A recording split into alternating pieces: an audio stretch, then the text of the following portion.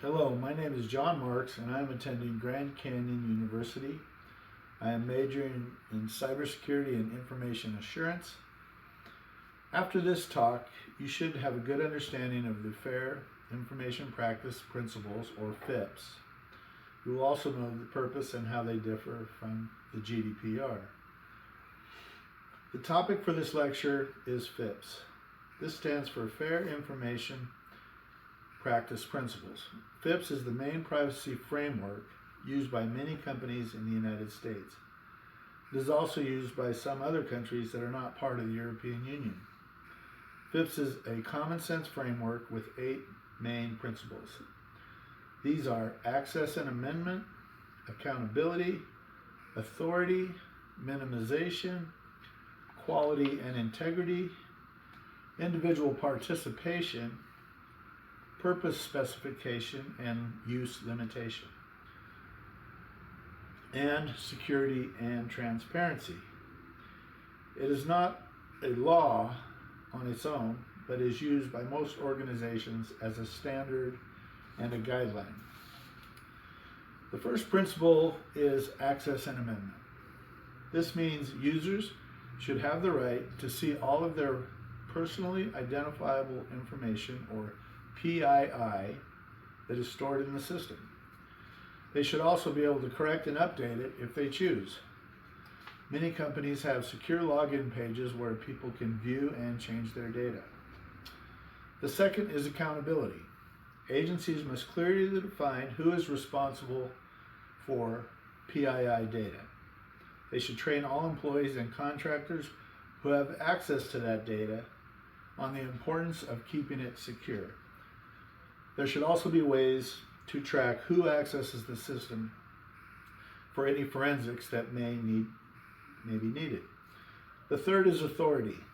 This means that agencies must explain what legal right they have to collect, use, or share personal information.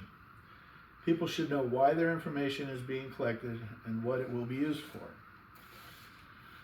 The fourth is minimization. This means only collecting the information that is needed for a specific purpose and not holding on to it longer than required. It limits the amount of personal data stored and lowers the risk if something were to go wrong. The fifth is quality and integrity. This means making sure the information collected is correct and complete before it is used. This is looking out for the customer's best interest. The sixth is individual participation. People should be involved in the creation and management of their personal data. Agencies must ask for permission before using or sharing that data. There should also be a clear way to handle questions and/or complaints. The seventh is purpose specification and use limitation. Agencies should clearly state why personal information is being collected and only use it for that purpose. If they want to use the data for anything else, they must get permission.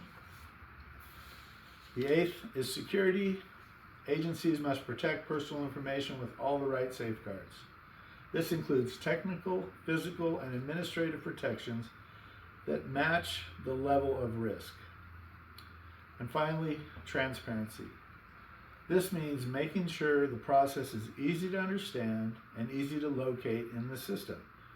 People should know where and how their information is being collected, used, or changed. This type of clear communication builds trust. Now I'd like to compare FIPPs to the GDPR. The GDPR is different because it is actual law.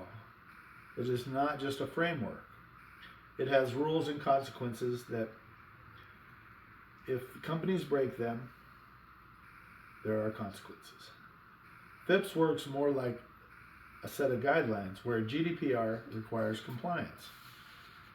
GDPR under Article 5 requires that personal data be processed lawfully, fairly, and in a transparent manner. It requires that data is accurate and corrected right away if it is wrong. GDPR has fines and penalties for any violations. It also has compliance audits, record keeping, and data tracking to make sure a company follows the rules. These must be kept up to date. FIPPs does not have this kind of legal enforcement on its own, but many of its ideas are built into GDPR. Both aim to protect personal data, but GDPR forces organizations to do it with laws. Some states in the U.S. also make parts of FIPPs mandatory. California is one example. It has privacy laws that require companies to follow these principles. Agencies that do not comply can face fines and other legal actions. This shows how some parts of FIPPs are slowly becoming more like actual law in certain states. In my personal view, these kinds of privacy protections are important. Our personal data is being collected and shared more than ever before. In the United States, we are behind on protecting it. A lot of our information is already out there. Turning principles like FIPPs into stronger laws could help protect people from misuse and make companies more accountable. If we have real laws and strong enforcement that can only be enacted by the federal government, we can better protect personal information in this overwhelming digital age. Thank you for your attention.